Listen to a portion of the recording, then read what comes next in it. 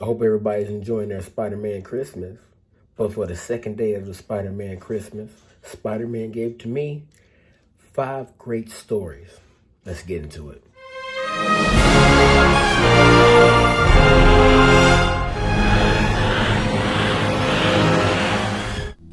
Hello, ladies and gentlemen, boys and girls, children of all ages, the one and only Kharlie Brown. And once again, it is 2021 and it is a Spider-Man Christmas. Hope you guys are enjoying your day, your evening, your afternoon, whatever it is. But today, I want to talk about 5 great story arcs from Spider-Man. Now, Spider-Man has a ton of great stories, but these 5 particular, I kind of really like. I'm also gonna put down the link, the actual comic books that you can go and pick up if you can find them, or order them online, or try to read read them online, or the episodes if they actually have episodes about it, or story arcs or anything. I'm gonna comment that down below. So if you guys can, please check out down below so you get the information so you guys can enjoy this Spider-Man Christmas along with me. First, let's just jump right into it. And I have to say this, spoiler alert, because chances are I'm going to spoil some stuff. I know for a fact. Just getting into the very first one. The very first one coming in at number 5, and these are not in any particular order at all. But the first one so happens to be Spider-Man, the death of Gwen Stacy. In that story arc, we've actually seen it in movies. Well, actually, we've seen it in one movie so far, which was the Amazing SpiderMan Part 2. And the way the movie was building up and everything. Actually, when Amazing Spider-Man first came out, I thought that they were just going to just start off with that story, because that story is so important. And Spider-Man is basically one of the things that actually made him who he is. And that character, Gwen Stacy, is very, very important to Spider-Man. And by Spider-Man, I mean Peter Parker, because there's other Spider-Mans. However, you have to read the comic to get everything to lead up to that point. But this comic actually is what solidified the Green Goblin as being Spider-Man's villain. Like, that is Spider-Man's villain. When you think Batman, you think the Joker. When you think Superman, you think Lex Luthor. When you think Iron Man, you think Whiplash. You think Charles Xavier, go back and forth with Magneto, stuff like that. But when you think Spider-Man, ultimately, the first thing that pops inside your head is who? The Green Goblin. I mean, he has other villains as well, like Doc Ock and stuff like that. But I don't think Doc Ock or anybody else has really pushed Peter Parker to that level. I mean, there's another story arc coming up later that could, be arguable.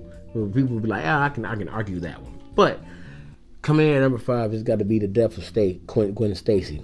Read the story arc if you haven't had a chance to read it, or go and check out the Amazing Spider-Man Part 2. The Amazing Spider-Man Part 2 was an okay movie, but when you watch it and see how they did it, man, it's something.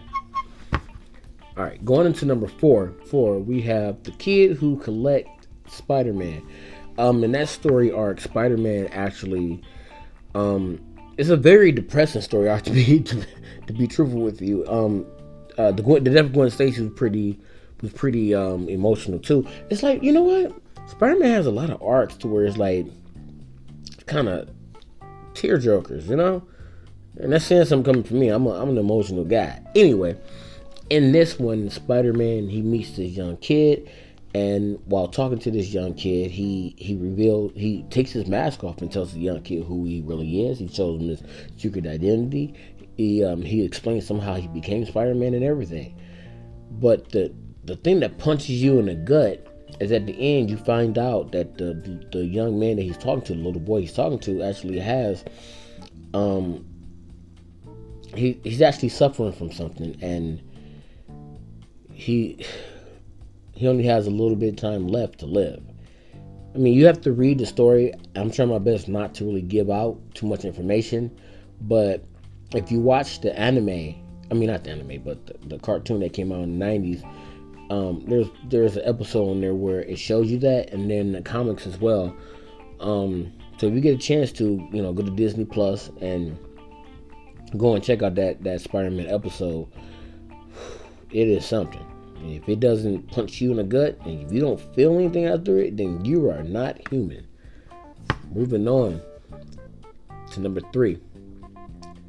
Number 3 is the Amazing Spider-Man's origin. Spider-Man himself, like how he became Spider-Man, and the story arc of what he went through to become Spider-Man. At this point, this is not really much of a spoiler. Everybody knows this at this point. Even if you do.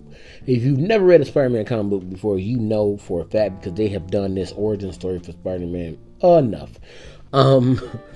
It's almost like Batman. Like, you know that Batman became Batman because of the death of his parents. And Superman, we know Superman became Superman because of what happened to this planet. Then, the origins of the Hulk and stuff like that. Spider-Man's origin is pretty up there as well, and everybody pretty much already knows. But Spider-Man was bitten by a radioactive spider. After he was bitten by a radioactive spider, his uncle ended up being killed, and that's where the tagline came from. With great powers come great responsibilities. I'm not exactly sure if that's exactly how they worded it, but we get a chance to check it out.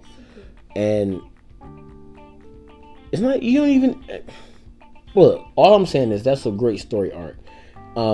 They've already shown it in the Amazing Spider-Man. They kind of, with Andrew Garfield, they kind of went a different route on how his uncle died. And it's like they were in like a grocery store, and then the guy came in and robbed the place. He got upset, and he didn't stop the guy that robbed the place, and then his uncle ended up being killed in the process because his uncle was in the process of looking for him. And they also have a storyline going on in the Amazing Spider-Man movie, the first one, where they're talking about what happened to his parents, and that's something totally different. But that's not with the origin the storyline that I'm currently talking about right now. But in the very first Spider-Man, we had Spider-Man with Tobey Maguire when he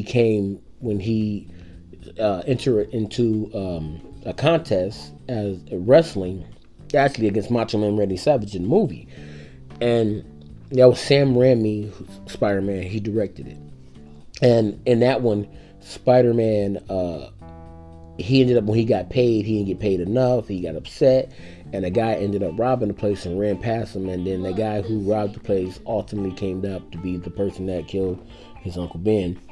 So he had to live with that for the rest of his life. Kind of like with what happened with Gwen Stacy. I didn't give that away to you, but if you don't know, once you read it and once you see it, you'll know. To number 2, which is Spider-Man Venom. Now, Venom is one of the best anti-heroes ever. He's right there in the center. He is a good guy, a bad guy. He is a cruel guy. He's a guy that's going to eat you. If it wasn't for Venom, we would have never had Carnage. It's so much going on with the character Venom and the connection between him and Spider-Man. Around that same time, Spider-Man it was the black suit Spider-Man, which the symbiote was attached to Spider-Man.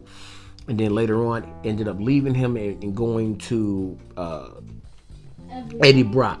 And when Eddie Brock, who already had a problem with Spider-Man, combined with the hatred that the symbiote had for Spider-Man, that's when we became Venom. That story arc is amazing. The character is amazing. There's so much backstory to the character Eddie Brock, as well as the backstory that they had to the character Venom. So, and if you watch Spider-Man, the Spectacular Spider-Man, there's a story arc with Venom on there. If you watched Spider-Man, the movie, which was number 3, Spider-Man 3 with Tobey Maguire, they had Venom in that, which was played by Topher Grace, from that 70s show. So he played Venom in that one. You can check that out if you want to see a story arc involving Venom. it was a lot more going on inside Spider-Man 3. I thought it was too much going on, but you have Venom in that. You also have you have running right now, you have Venom and Venom 2, which Venom 1 is just the story, the origin of it, which they switched it up for the movies. And then in Venom Part 2, you have Venom and Carnage going at it. And they're also setting something up right now with Venom probably coming into the same world as our Spider-Man that we currently have, which is Tom Holland. If you watch the Spider-Man series that came out back in the 90s, there's a story arc with Venom. I think there's at least 3 or 4 episodes in there, really good episodes too, for you to check out, especially if you're into that. So again, you've got Disney Plus, go and check it out. They got Spider-Man, Spectacular Spider-Man, Spider-Man Web Heroes, all that. And then, matter of fact, I think Spider-Man Web Heroes actually has an episode where Spider-Man becomes, Venom becomes Agent Venom, and that's a whole another story arc to itself. Now we're gonna move on to the number one story that I want you guys to check out, and that number one story is the Superior Spider-Man, the very first issue involving Spider-Man, where he became the Superior Spider-Man. You had the Amazing Spider-Man, and you had there's so many different Spider-Man story arcs. You had the Peter Parker Spider-Man, but in the Superior Spider-Man, it starts off kind of hazy and crazy. I didn't mean to say hazy, I meant crazy, because they literally kill off Peter Parker. They kill him off, but it's odd and weird to like try to explain how they did it, because you know how they are in comic books. But everything leading up to the last panel, where Dr. Octopus becomes the new Spider-Man and he declares himself the Superior Spider-Man, they haven't had an opportunity yet to have a cartoon or anything to really just show you how that happened. They haven't had a movie to show you how that happened, because it's recent. That's the most recent shocking story arc for Spider-Man that I've read. So if you guys get a chance to, please check it out and please read that along with the other ones. Now, we're going to move along, because there's way more coming in this beautiful month for Spider-Man Christmas. So I'm going to go open another gift. You guys have a great one. If you can pick up what I'm putting down, Around the Town, Kharlie Brown. On the second day of Christmas, Spider-Man gave to me 5 of his great stories. Humongous YouTube.